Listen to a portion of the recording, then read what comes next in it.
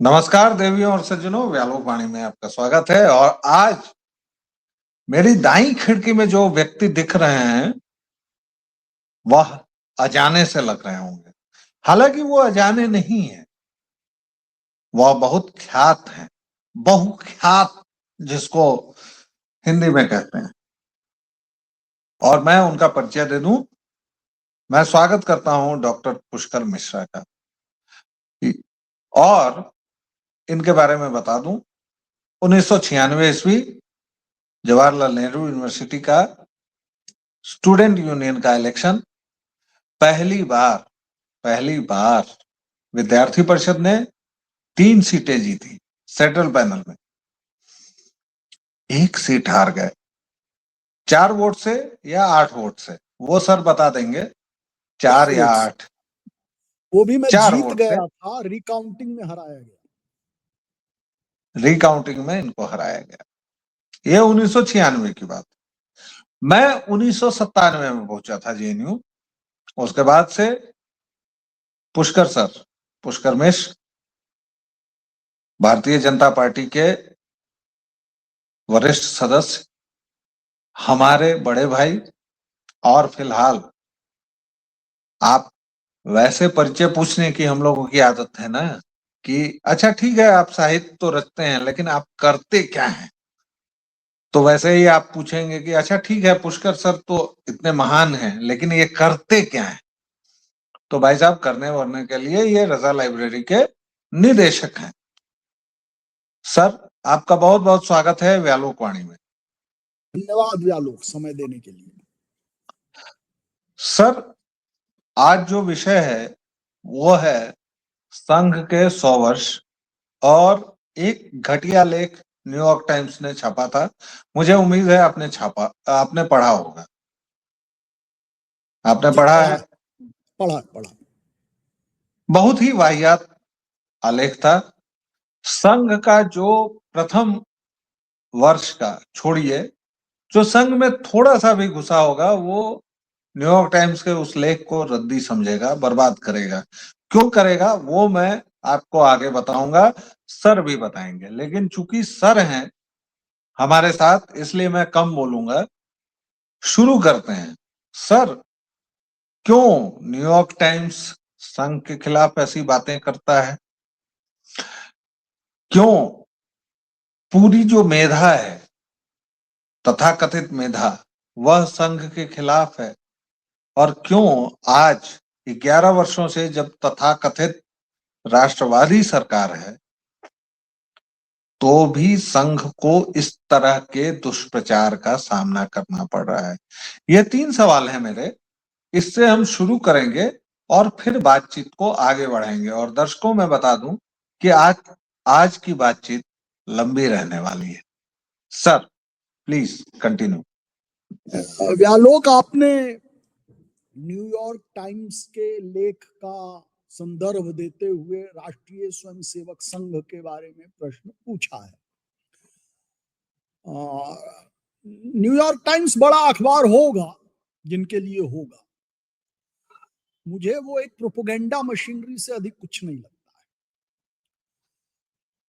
ये तो पहली बात हुई। दूसरा, ये केवल न्यूयॉर्क टाइम्स की समस्या नहीं है।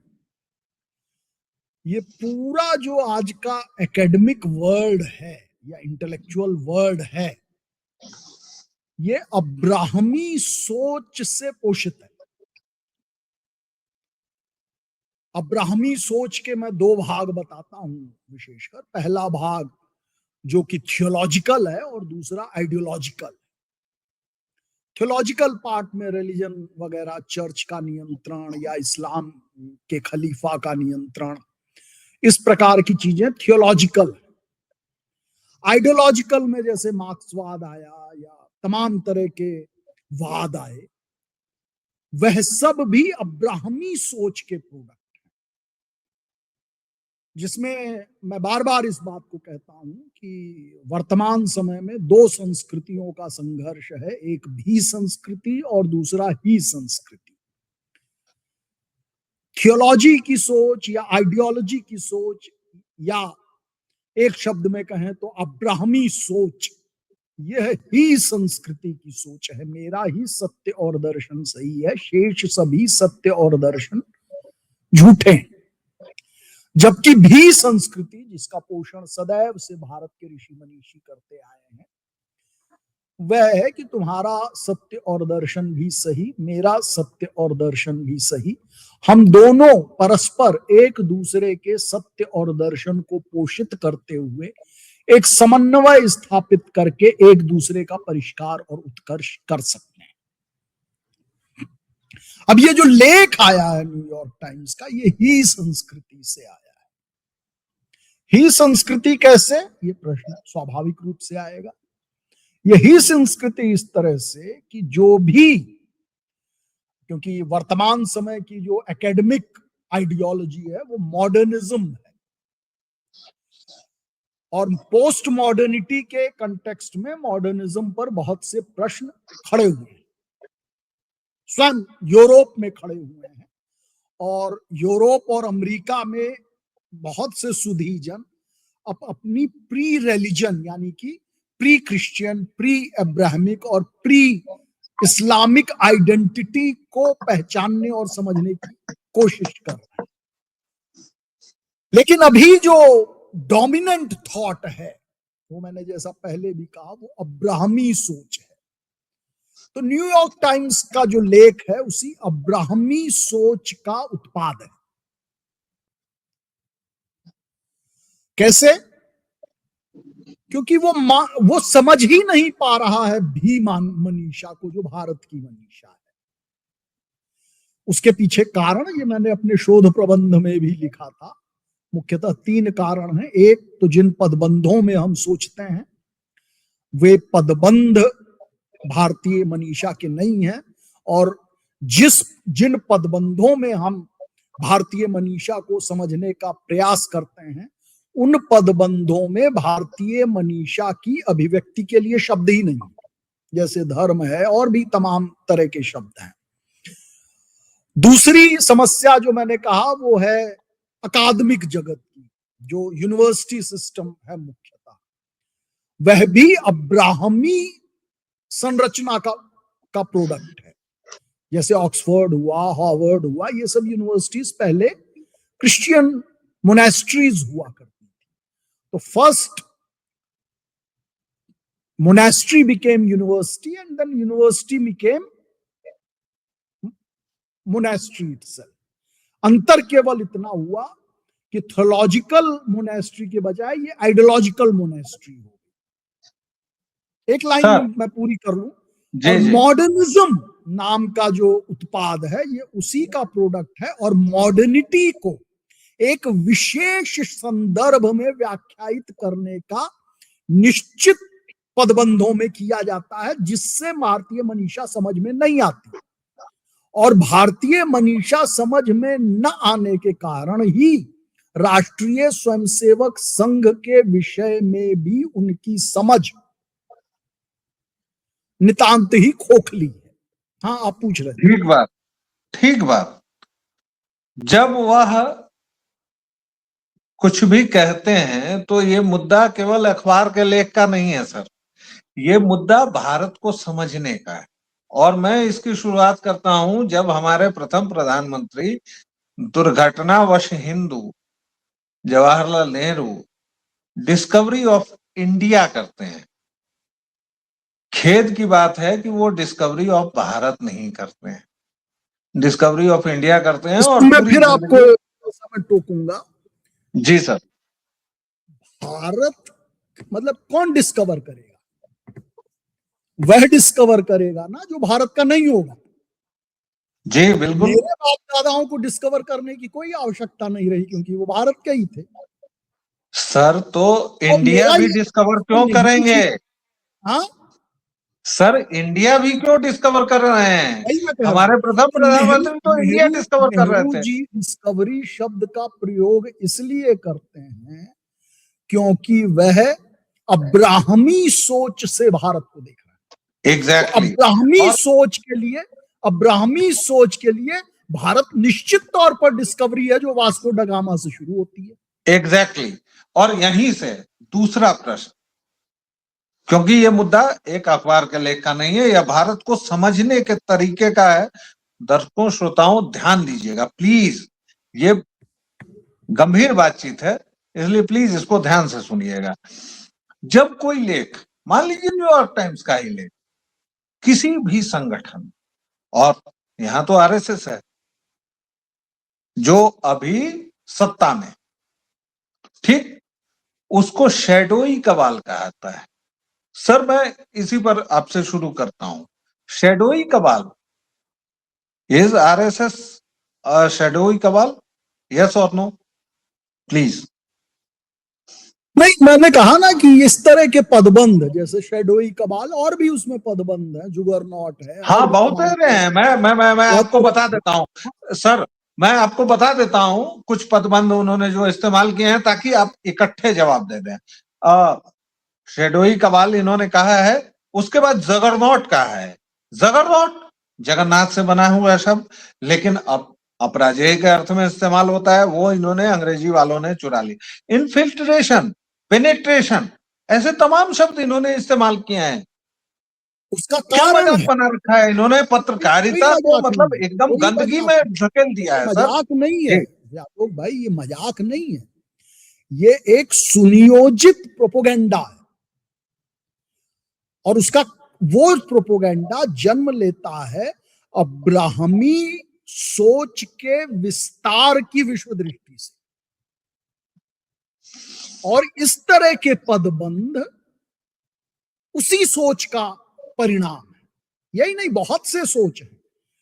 प्रश्न ये है कि भारतीय मनीषा को यह बड़े दुख के साथ मुझे कहना पड़ रहा है कि विदेशों का अकादमिया तो छोड़ दीजिए, भारत का एकेडमिक वर्ल्ड भी भारतीय मनीषा को अभी तक समझ नहीं पाया। और इसकी वजह से जो विसंगतियां, डिस्टॉर्शंस व्याप्त हैं, और जो हमारे विश्वविद्यालयों, कॉलेजों, पाठशालाओं में पढ़ाया जा रहा है, वह दिग्भ्रमित करने वाला है, भारतीय मनीषा से निकला हुआ नहीं है। वह सारा का सारा लिटरेचर अब्राहमी सोच से निकला हुआ है। सर दो बातें जो इस आर्टिकल ने कही है, मैं आर्टिकल पर ही केंद्रित रहूंगा, क्योंकि न्यूयॉर्क टाइम्स एक बड़ा अखबार है, वो बहुत चीजें करता है। इसने गिल्ट बाय एसोसिएशन को भी जोड़ा है। जैसे ये पूरे आरएसएस को हमेशा गांधी हत्या का जिम्मेदार बताता है। गांधी हत्या, यूरोप का फांसीवाद या नाजीवाद, विजिलेंटिज्म यानी भीड़ न्याय, इन सब को एक ही धागे से ये जोड़ता है और कहता है कि आरएसएस ये है। जबकि भारत के तमाम संस्थानों ने, जो भी प्रशासनिक संस्थान है, उन्होंने इन चीजों का ये किया है, जांच की है, और बाकायदा आरएसएस पर 3 बार प्रतिबंध लगा, 3 बार वो छूटे, तमाम चीजें हुई। मुझे ये जानना है कि अमेरिका में जब चर्च, सिनेगॉग या कोई भी कम्युनिटी ऑर्गेनाइजेशन होता है तो उसे सिविक एनर्जी कहा जाता है। यहाँ अगर आरएसएस के ध्वज प्रणाम में कोई भाग ले ले तो अगले दिन सरकार से उसे नोटिस आ जाता है कि तुम क्यों जा रहे हो। ये क्या मसला है सर? तो इसमें मैंने कहा ना कि आपने फांसीवाद शब्द का प्रयोग किया, जो अब्राहमी सोच के लोग आरएसएस को व्याख्यायित करने के लिए उपयोग करते हैं। जी पहले हमें फांसीवाद को ही समझना पड़ेगा। एग्जैक्टली जैसा मैंने आरंभ में ही कहा कि भी संस्कृति और ही संस्कृति, फांसीवाद तो ही संस्कृति है ना। मेरा वर्चस्व, मेरा सत्य तुम्हें भी मानना होगा, ये है ना फासिज्म। और यही तो एग्जैक्टली अब्राहमी सोच कह रही है। और जी उसी अब्राहमी सोच का उत्पाद जो मॉडर्न एकेडमिया है, उसी फांसीवाद सोच से ग्रसित है। और कोई भी स्वर जो इस फांसीवाद के विरोध में खड़ा होता है, उसे ये फांसीवादी घोषित कर देता है। वही हुआ राष्ट्रीय स्वयंसेवक संघ के साथ। स्वयंसेवक संघ जो है यह तो भी संस्कृति का पोषक है ना, और भी संस्कृति का पोषक भला कब फांसीवादी हो सकता है? सीधा सीधा मतलब है न्यूयॉर्क टाइम्स के लेख का कि मेरी सोच, मेरी ही संस्कृति को के अनुसार चलो, अन्यथा हम तुम्हें अब्यूज करेंगे, तुम्हें तुम्हारे खिलाफ प्रोपोगेंडा चलाएंगे और तुम्हारे विरुद्ध ऐसे पदबंधों को बुनेंगे कि तुम उसमें उलझकर इतने बदनाम हो जाओ कि तुम्हारा अस्तित्व ही समाप्त हो जाए। लेकिन वो समझ नहीं पा रहे हैं। आज अब्राहमी सोच और जो फांसीवादी सोच है उसका नामलेवा बहुत कम लोग बचे हैं, और सारा जगत जानता है कि भारतीय मनीषा का उभार पूरे भूमंडल में बड़ी तीव्र गति से बढ़ रहा है। जितने भी विश्व भर के सुधीजन हैं वे सब pre religion, pre Islamic, pre Abrahamic, pre Christian सोच को समझने का प्रयास कर रहे हैं, और इसलिए वे भारतीय मनीषा की ओर निरंतर देख रहे हैं कि यह हमें भी संस्कृति के माध्यम से पूरी मनुष्य जाति के परिष्कार और उत्कर्ष का मार्ग बतलाएगी। एग्जैक्टली। और यहीं पर दर्शकों श्रोताओं मैं आपसे 2-3 वाक्य बोलूंगा जब मैं सर को रोक रहा हूं। हालांकि सर जो बोल रहे हैं, मतलब मुझे तो इच्छा हो रही है, पता नहीं आप लोगों को क्या हो रहा होगा, कि मैं इनको सुनता जाऊं, क्योंकि इतनी शानदार बातचीत मैंने हाल फिलहाल में नहीं सुनी है। लेकिन आरएसएस पर न्यूयॉर्क टाइम्स आरोप लगाता है, ठीक है, ये पत्रकारिता का दायित्व हो सकता है, लेकिन ये तो बताना दायित्व है ना कि वैधानिक जांचों के बाद क्या हुआ। 3 बार प्रतिबंध लगे ये आप बता रहे हैं, उसके बाद क्या हुआ ये आप नहीं बता रहे हैं। ये समय बताता है कि आप गफलत में हैं।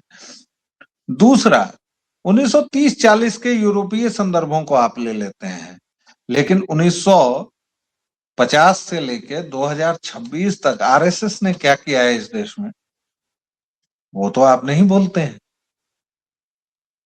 वो तो आप भूल जाते हैं।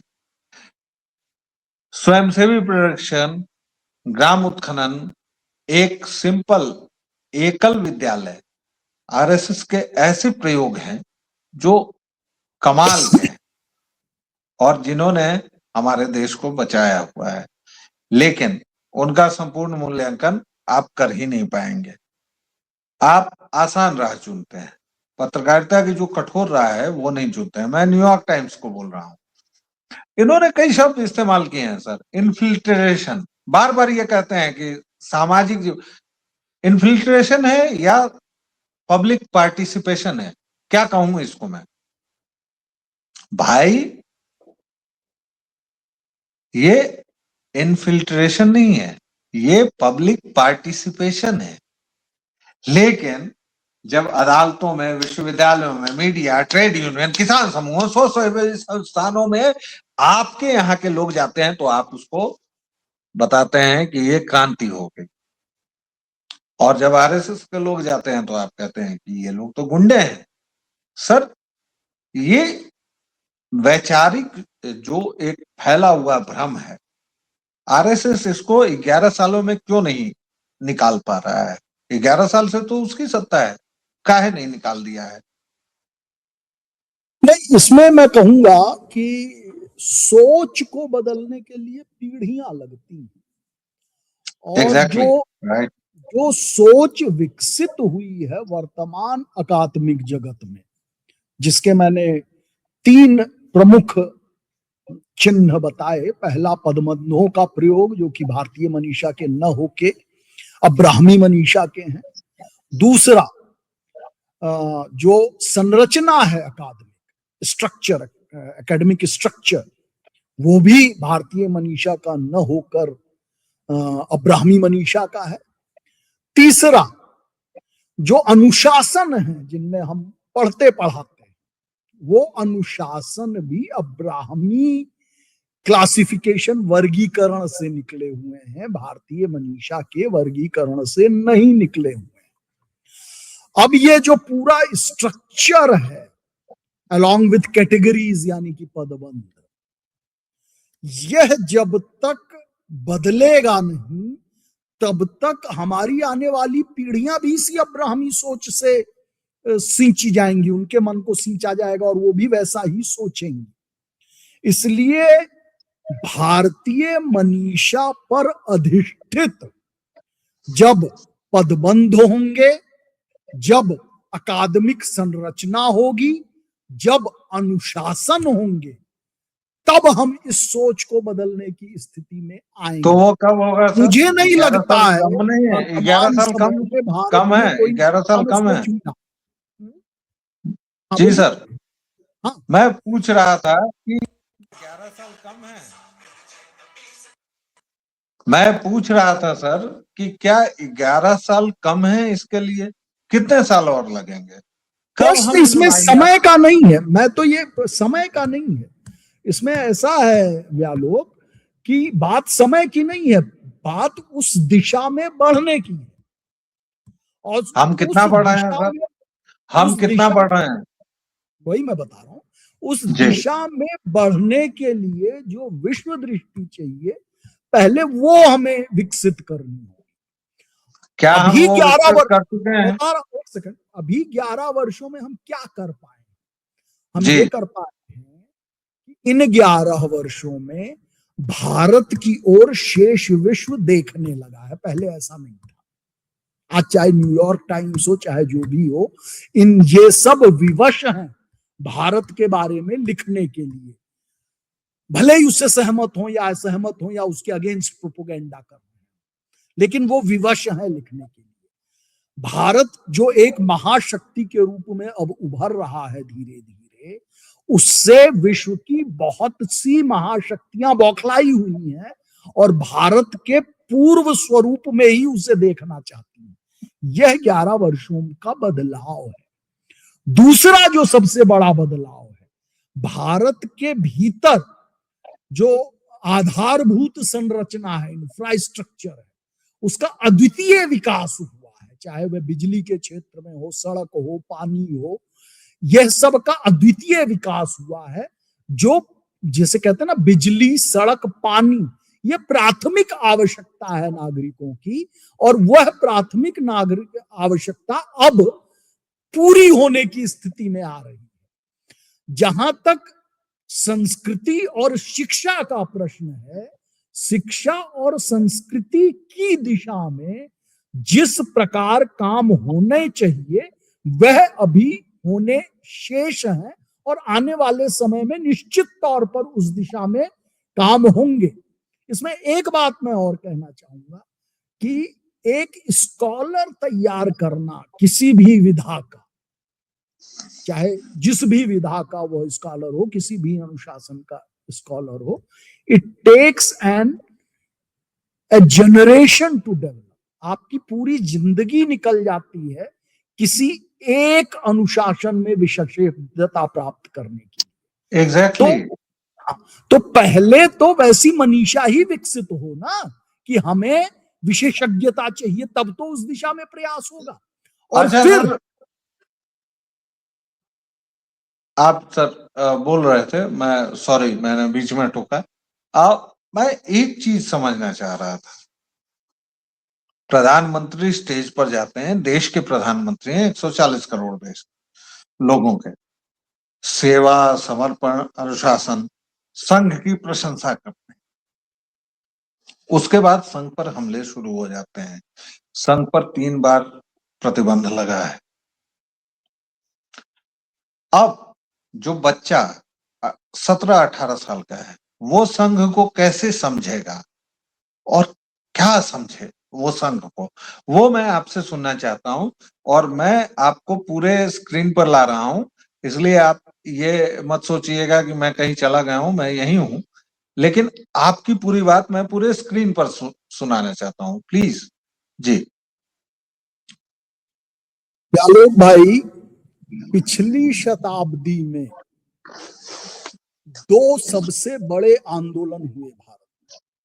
पहला क्विट इंडिया मूवमेंट, जिसको मैं भारत छोड़ो आंदोलन, जिसको स्वतंत्रता आंदोलन की पराकाष्ठा मानता हूं, और दूसरा राम जन्मभूमि आंदोलन। दोनों ही आंदोलनों ने भारत के राजनीतिक मानचित्र को बदल दिया। जो राम जन्मभूमि आंदोलन था, उस आंदोलन में बहुत महती भूमिका राष्ट्रीय स्वयंसेवक संघ ने निभाई थी।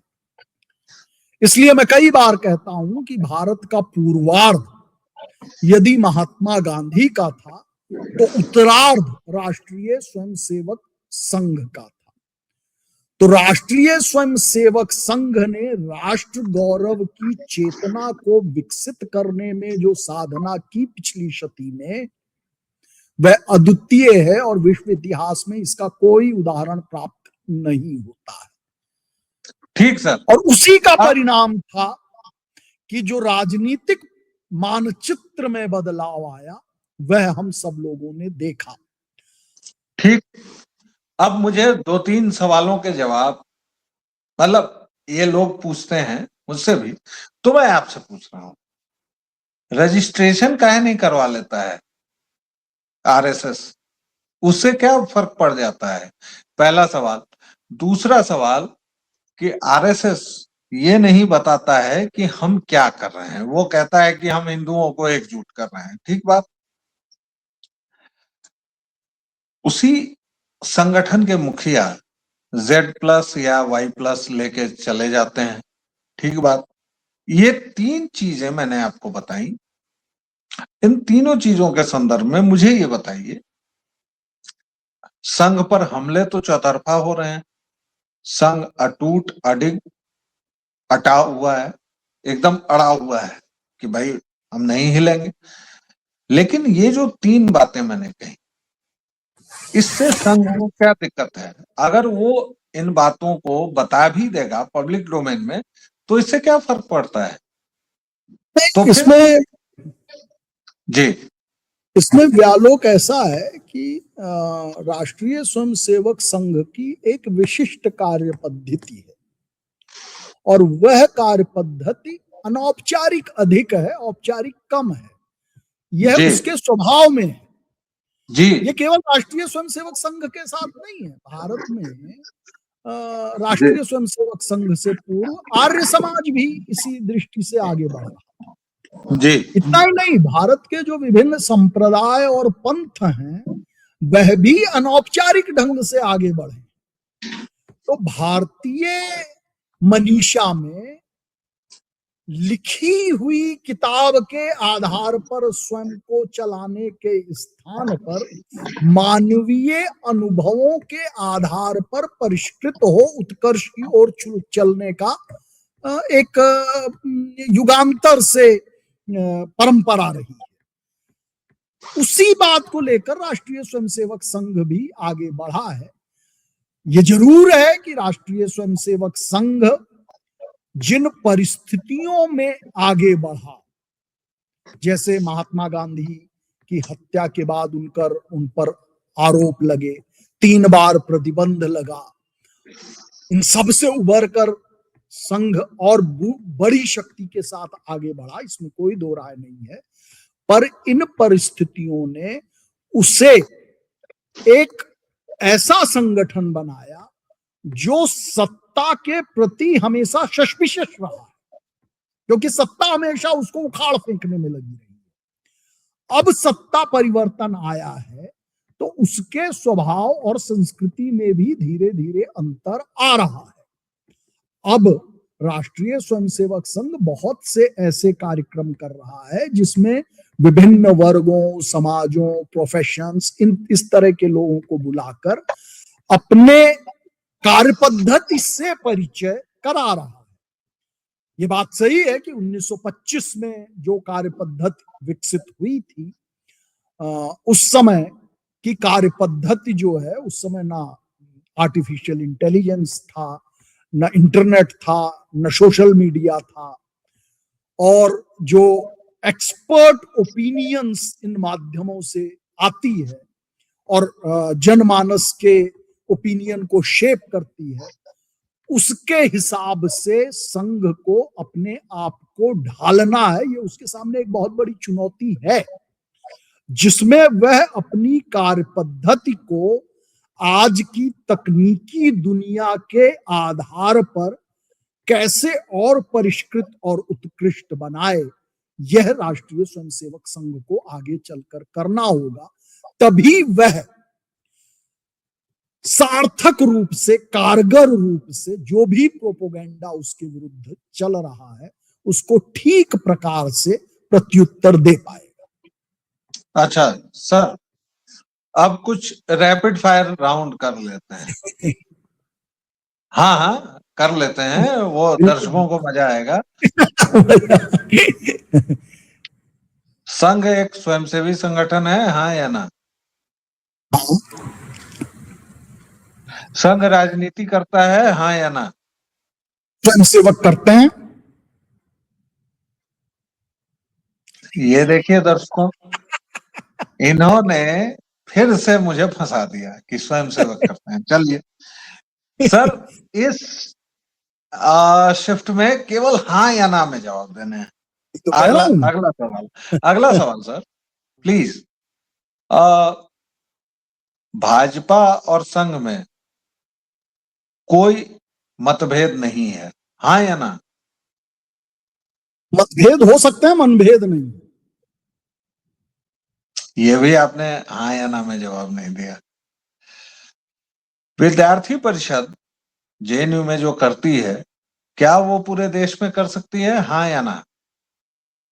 उसके लिए उसे बहुत सी चुनौतियों का सामना करते हुए आगे अपने आप को आज के हिसाब से ढालते हुए अपनी कार्य पद्धति में विकास करना होगा। ओके, ये भी आपने हाँ या ना में जवाब नहीं दिया।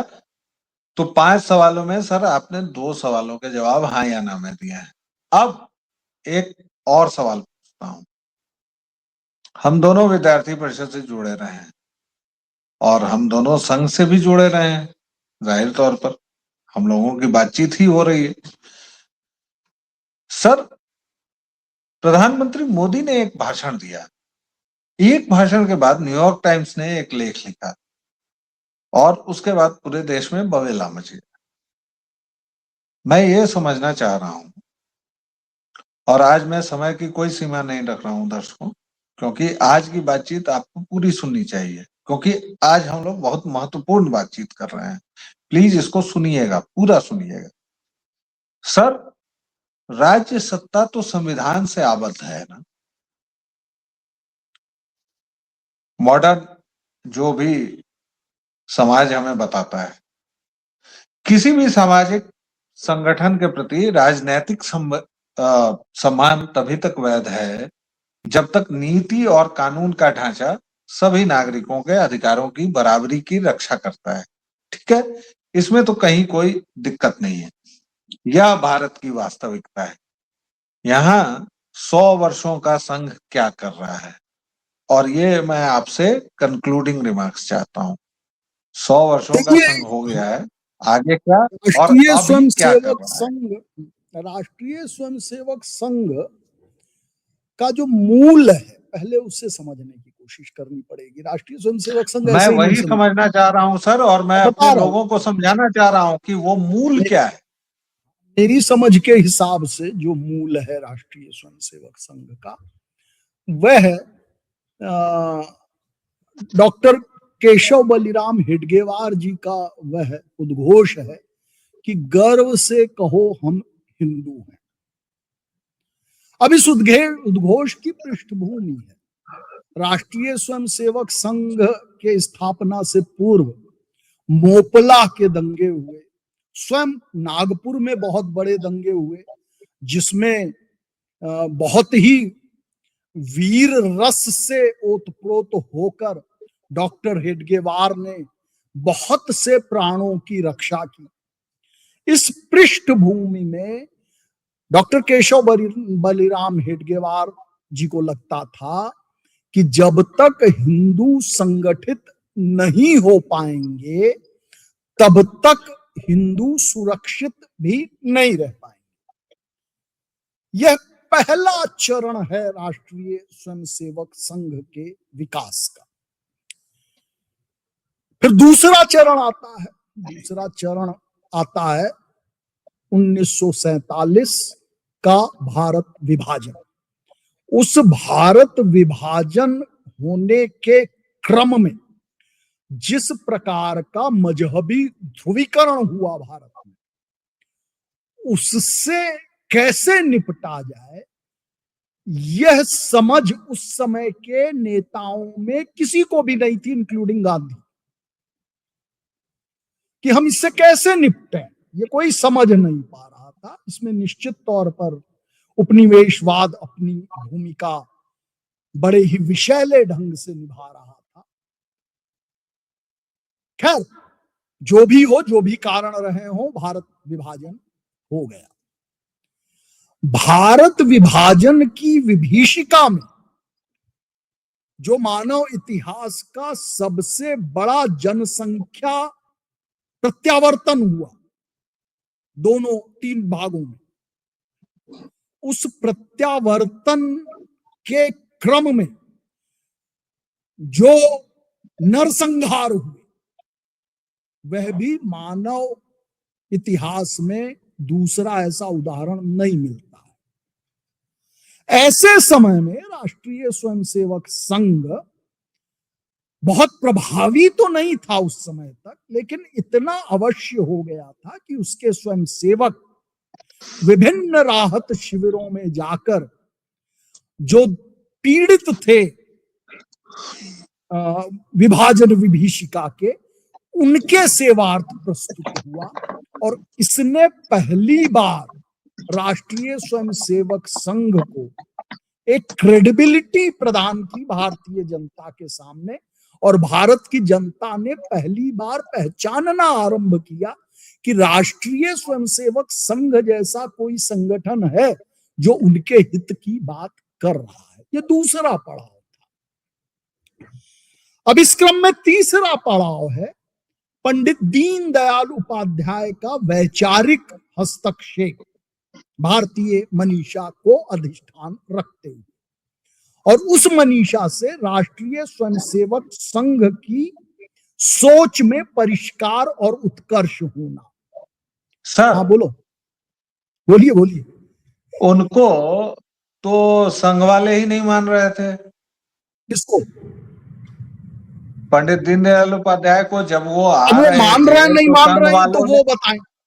वो मान रहे हैं नहीं मान रहे हैं ये तो वो बताएंगे। मैं जो अपनी समझ के हिसाब से, जी जी बिल्कुल जी, तो मेरी समझ के हिसाब से दीनदयाल उपाध्याय जी का जो वैचारिक हस्तक्षेप था भारतीय मनीषा को अधिष्ठान बनाकर, उसने भारतीय राजनीति में एक क्रांतिकारी परिवर्तन लाया। और 1967 में जो संवित सरकार बनी, जिसमें विभिन्न गैर कांग्रेसी संगठन एक साथ आए, उसमें पंडित दीनदयाल उपाध्याय की बहुत बड़ी भूमिका थी। उसने भारतीय जनसंघ को एक राष्ट्रीय राजनीतिक विकल्प के रूप में दिखाई पड़ने लगा भारतीय जनसंघ 1967 के बाद, जिसमें बहुत बड़ी भूमिका पंडित दीनदयाल उपाध्याय की थी। उसमें डॉक्टर राम मनोहर लोहिया की भी भूमिका रही, उसमें और भी बहुत से लोगों की रही, लेकिन उसका स्ट्रक्चर खड़ा करने में जो भूमिका दीनदयाल जी ने निभाई वह ऐतिहासिक है। यह तीसरी बड़ी घटना थी राष्ट्रीय स्वयंसेवक संघ के इतिहास में, क्योंकि राष्ट्रीय स्वयंसेवक संघ का पक्ष राजनीतिक धरातल पर रखने वाला एक व्यक्ति दीनदयाल उपाध्याय भी था, और दूसरी तरफ भारतीय जनसंघ नाम का एक राजनीतिक संगठन भी था। और यही मैं आपको इसने राष्ट्रीय स्वयंसेवक संघ को एक नई गति प्रदान की। और सर, मैं यही आपको रोकना चाहता हूं, और मैं आपसे इल्तिजा करना चाहता हूं कि थोड़ा सा आप इधर घूम जाएं, क्योंकि आप हमारे कैमरे के फ्रेम से बाहर निकल रहे हैं। तो थोड़ा सा लेफ्ट जी, बस इतने पर रहें। हाँ। सर, आपने भारतीय मनीषा की बात कही, सब कुछ कहा है, संघ पर लगातार आरोप लगता रहा है कि वो विदेशी विचार से प्रभावित हैं, मुंजे से लेके तमाम चीजों पर। मैं आपको ज्यादा नहीं बताऊंगा क्योंकि यू नो एवरीथिंग। संघ विदेशी विचारधारा से प्रभावित है, ये लगातार उन पर आरोप लगता रहा है। संघ ने इसको डिनाई किया है। 100 साल संघ के हो गए हैं। संघ के जो मुख्य प्रचारक हैं, मैं उनको मुख्य प्रचारक ही कहता हूं, जो भागवत जी हैं, उनको बड़ी सुरक्षा भी मिल गई है, तमाम चीज हो गई है। इसमें भारत कहाँ खड़ा होता है? नहीं, मैंने कहा ना क्योंकि कि इसमें हमें जी राष्ट्रीय स्वयंसेवक संघ के इवोल्यूशन को समझना होगा। जी, मैंने कहा ना कि वही पहला मैं पहला समझना चाह रहा हूँ। पहला पहला पक्ष 1925 का है। जी, 25 में डॉक्टर आपने 3 हेडगेवार पक्ष ये कह रहे बताए, थे, वो तीनों पक्ष हम लोगों ने सुन लिए। उसमें मैं मैं ये इसको जानना जोड़ दूं, चाह रहा मैं हूँ सर। आपके प्रश्न के साथ उसको जोड़ दूं। उसमें ये था कि हमें हिंदुओं को सर एक संगठित प्रश्न होना। और जोड़ दूं, एक प्रश्न और जोड़ देता हूं, बस एक प्रश्न प्लीज। गांधी हत्या के साथ संघ को संघसार किया गया, संघ उससे उभरा, लेकिन फिर इसको संघसार किया गया। संघ कभी बोलता नहीं है, कभी कोई बयान जारी नहीं करता है, आज की डेट में भी, 2025 में भी। हालांकि इसके सोशल मीडिया पर नेटवर्क्स हैं, तमाम चीजें हैं, बट संघ बोलता नहीं है। इसको कैसे देखें, ये आप अपनी उस बातचीत के साथ कैरी मैं कर ये लीजिएगा मतलब प्लीज। इसको और भी मैं संक्षेप कर जी दूं। जी संघ केवल अपना एक ध्येय रखता है, जो स्वयं संघ भी कहता है, राष्ट्रीय स्वयंसेवक संघ भी कहता है इस बात को। उसका केवल एकमात्र काम है, वह है कि राष्ट्रीय गौरव के भाव से युक्त स्वयंसेवक तैयार करना। केवल एक लक्ष्य है, उसका कोई वैचारिक ध्येय नहीं। वह व्यालोक में, पुष्कर में या अन्य किसी में केवल इतना चाहता है कि राष्ट्र गौरव का भाव जागृत हो, और इस दिशा में वो सांगठनिक, प्रशिक्षणात्मक और विभिन्न कार्यक्रम करता है। उसके लिए जितनी वैचारिक आवश्यकता है वह भी करता है। लेकिन हम ये भूल कर बैठते हैं कि राष्ट्रीय स्वयंसेवक संघ एक वैचारिक संगठन नहीं है, वो एक अकादमिक संगठन नहीं है, वह समाज का संगठन राष्ट्र गौरव के भाव के आधार पर करता है। इसका मैं एक उदाहरण दे दूं कि श्री माधव सदाशिव गोलवलकर और स्वामी करपात्री जी के बीच में एक बैठक हुई। तो करपात्री जी ने गोलवलकर जी से पूछा कि भाई ये जो संदूक है, इस संदूक में हिंदू धर्म रखा हुआ है, बताओ इसमें क्या है। तो गोलवलकर जी ने बड़ा विनम्र भाव से यह उत्तर दिया कि महाराज जी, इस संदूक में क्या है ये बताने का काम तो आपका है, इस संदूक की रक्षा करना हमारा काम। तो डॉक्टर हेडगेवार, माधव सदाशिव गोलवलकर जी, बाला साहब देवरस जी, इन सब के मन में यह बात पूरी तरह से स्पष्ट हो गई कि हमें राष्ट्र गौरव के भाव को जागृत करते हुए जो भारतीय मनीषा है, इसके रक्षण का काम करना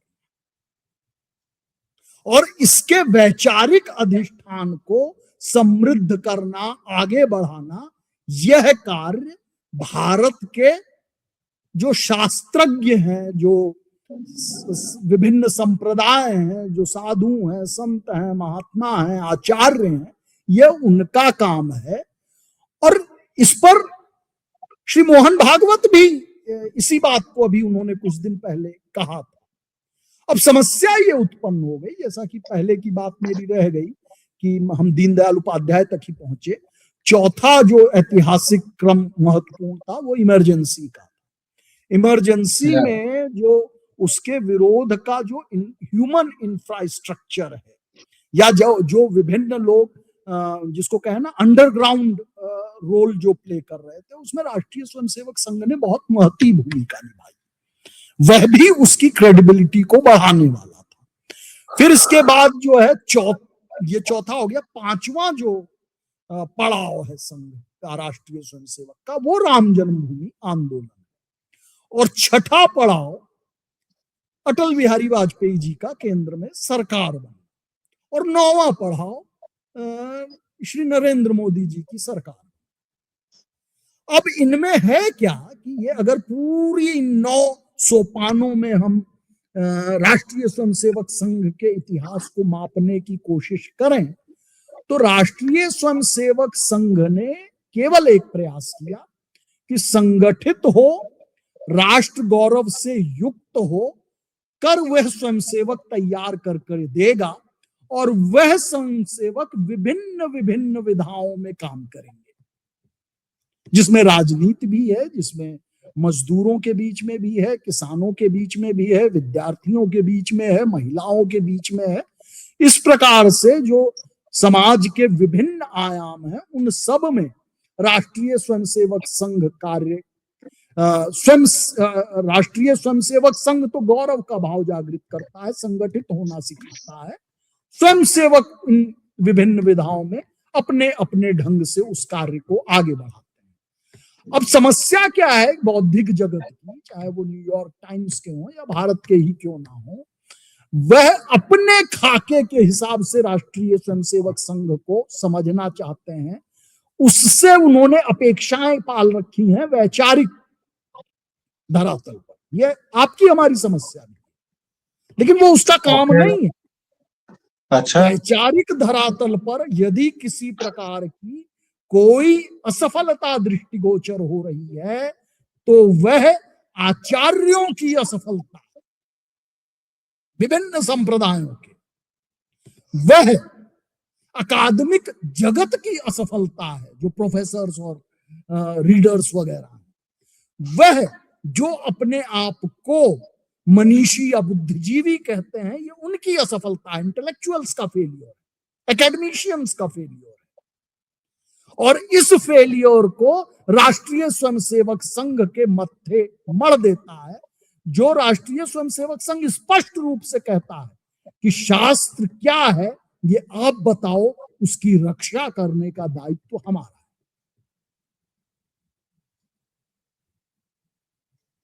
तो सर ये बताइए कि जब हमने लगभग 47 मिनट ये बातचीत कर ली है और आप दाहिनी ओर ज्यादा न घूमे, मुझे पता है कि आप दक्षिणावर्त हैं, लेकिन आप थोड़ा सा वाम झुक जाएं प्लीज, क्योंकि ये गलती हो रही है। सर 13 मिनट बचे हैं मेरे पास। मैं ये जानना चाहता हूं, आपने तमाम बातें बताई, आज के दौर में मैं 2026 8 जनवरी को आपसे ये सवाल पूछ रहा हूं, हमारे देश का क्या होगा? क्या संघ इसमें महती भूमिका निभाएगा? 5 खबरें मैं आपको सुनाता हूं और उसके बाद संघ और भाजपा की भूमिका आप बताइएगा, क्योंकि आपको वो जवाब देना चाहिए। ममता बनर्जी पहुंच जाती हैं ईडी के इसमें और वो फाइल वाइल चुरा के भाग जाती हैं। अभी तक वो बर्खास्त नहीं हुई है। अभी तक इस देश की केंद्रीय सरकार ने उनके खिलाफ कोई एक्शन नहीं उठाया है। ये पहली बात है। दूसरी बात यह है सर कि हम तमाम चीजें करते हैं, तमाम हल्ला गुल्ला, ये मतलब बहुत सारी बातें। संघ अपने बारे में क्यों कुछ नहीं बोलता है, ये मेरा दूसरा सवाल है। तथाकथित तौर पर वो सोशल मीडिया पर भी है, सब कुछ पर भी है, पर वो बोलता नहीं है। क्यों नहीं बोलता है? तीसरा सवाल मेरा ये है, और मैं एक एक शब्द के सवाल पूछ रहा हूं इसलिए आपको याद रहेगा, मुझे भी याद रहेगा। तीसरा सवाल मेरा यह है कि न्यूयॉर्क टाइम्स के इस लेख और वर्तमान भारतीय राजनीति के संदर्भ में इसको कैसे समझें, और चौथा और आखिरी सवाल ये है कि 100 वर्ष पूरे होने पर संघ अगर आज भी ऐसे घटिया सवालों में उलझा है तो फिर उसकी राह क्या है, उसकी मंजिल क्या है? बस ये 4 सवाल हैं सर। जी पहला आपने ममता बनर्जी का संदर्भ रखते हुए प्रश्न जी किया। निश्चित तौर पर जो कुछ भी कुकृत्य सुश्री ममता बनर्जी ने किया है वह संवैधानिक दृष्टि से बहुत ही बड़े हस्तक्षेप को आमंत्रित करता है और होना भी चाहिए, इसमें कोई दो तो क्यों नहीं हो रहा है सर? मैं बता रहा हूं। अब इसमें क्या है कि जो वर्तमान सरकार है भारत की, वह फेडरलिज्म पर बहुत भरोसा रखती है। वह राज्यों के जनतांत्रिक अधिकारों के प्रति प्रतिबद्ध है पूरी तरह से। स्वयं प्रधानमंत्री नरेंद्र मोदी जी जब मुख्यमंत्री थे तब से लेकर अब तक भारत का जो फेडरल स्ट्रक्चर है इसको कैसे मजबूत बनाया जाए इस दिशा में काम करते रहे। इसलिए जो वर्तमान सरकार है और भारतीय जनता पार्टी भी पॉलिटिकल लेवल पर इस समस्या से बंगाल में लड़ने के लिए आगे बढ़ रही है। जहां तक हस्तक्षेप की बात है, पावर पॉलिटिक्स की बात है, उस पर इसका भरोसा नहीं है, क्योंकि जो भारतीय जनता पार्टी का उभार है या वर्तमान सरकार जो आज स्थापित हुई है उसके पीछे फेडरल स्ट्रक्चर की मजबूती एक बड़ा कारण है और दूसरा जनमानस के बीच में जाकर उनके मन को जीत कर सत्ता प्राप्त करने का माध्यम बना है। इसलिए वो वही मार्ग अपनाना चाहते हैं। वो ट्राइड एंड टेस्टेड है, थोड़ा समय लगेगा लेकिन वो होगा। दूसरा प्रश्न आपने पूछा मुझसे कि संघ बोलता क्यों नहीं। संघ करने में विश्वास रखता है, बोलने में विश्वास नहीं रखता। सर ये आपको नहीं लगता कि ये बहुत मतलब अजीब सी बात हो गई है? नहीं, भाई कोई आप अजीब बात सोशल मीडिया पर हैं, आपका हैंडल है ट्विटर पर, आपका इंस्टाग्राम आईडी है, फिर भी आप नहीं बोल रहे हैं। मैं बता इसको रहे हैं। समझना चाहता हूँ। वो जो एक कहते हैं ना इनबिल्ट स्ट्रक्चर में है ही नहीं कि अपनी, उसमें तो है ही है तेरा वैभव ये अमर अपनी रहे, बड़ाई ना हम करें। विचार रहे न रहे। इस मामले में तो पूरी दुनिया इस बात को मानती है कि बिना किसी कामना के स्वयं को मातृभूमि के लिए न्यौछावर कर देने का भाव, बिना यश की कामना के भी राष्ट्रीय स्वयंसेवक संघ तो में दर्शकों होता है। श्रोताओं, आपने समझ लिया कि संघ क्यों नहीं बोलता है। मैं ये बात सर के मुंह से निकलवाना चाह रहा था, इसलिए मैंने आपको कहा, ये मैं काट के रील्स में भी भेजूंगा। संघ न तो बात करता है न करेगा। सर तीसरा सवाल। जी तीसरा प्रश्न क्या था आपका? तीसरा प्रश्न मेरा ये था सर कि संघ के ऊपर इतने हमले होते हैं, इसके बावजूद ये अभी भी यही कहता है कि हम अपना काम कर रहे हैं, बाकी लोग अपना काम कर रहे हैं। काहे अपना काम कर रहे हैं भाई? बांग्लादेश में इतने लोग जल रहे हैं, बंगाल में ये हो रहा है, आज वहां ये चल, आपके पास अगर इतनी ताकत है तो आप उसका इस्तेमाल क्यों नहीं करते हैं? मेरा ये तीसरा प्रश्न था। ये भाषा भी अलग भ्रम, थी, ये लेकिन भी भाव एक यही भ्रम था। है। अभी कोविड की जो घटना हुई ना कुछ जी वर्ष पहले, उसमें राष्ट्रीय स्वयंसेवक संघ के स्वयं सेवकों ने अहर्निश भाव से कितना काम किया है। आप नॉर्थ सर, ईस्ट चले, सुनिए मेरी बात सर सुनिए। केरल में काम किया, नॉर्थ ईस्ट में काम किया, हाँ, कश्मीर की बाढ़ आई तब काम। मैं वही तो पूछ रहा हूं कि तो व्हाई वो डोंट कर यू रहे हैं अपना काम। पब्लिसाइज? पब्लिसाइज की उसको आवश्यकता नहीं है। आरएसएस जो है वो मास कम्युनिकेशन के आधार पर प्रोपोगंडा करके लोग इकट्ठा करने में विश्वास नहीं रखता।